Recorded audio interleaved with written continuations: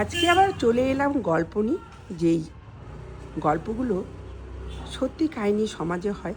আমি সেই গল্পগুলো তুলে ধরার চেষ্টা করি এবং আপনাদের সামনে বলার চেষ্টা করি। আজকাল দেখবেন এই ধরনের গাছগুলো যে কোনো বাড়িতে হয়, মাঠে ঘাটে হয়, রাস্তার দুধারে হয়।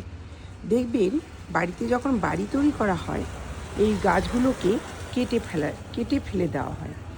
রাস্তায় যখন রাস্তা তৈরি হচ্ছে, বড় বড় চড়া চড়া রাস্তার দুপাশে দেখবেন অনেক গাছ থাকে।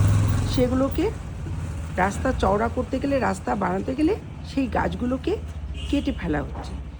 এই গাছ কেটে ফেলার পরে আমাদের দূষণ সমাজে বেড়ে যাচ্ছে। নানা রকম দূষণ দেখা যায় এই গাছপালা না থাকলে।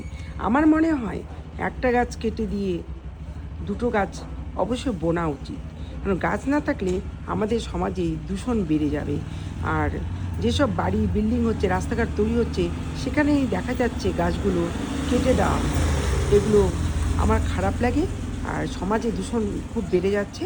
এই জন্য এগুলোকে দেখা উচিত। নমস্কার।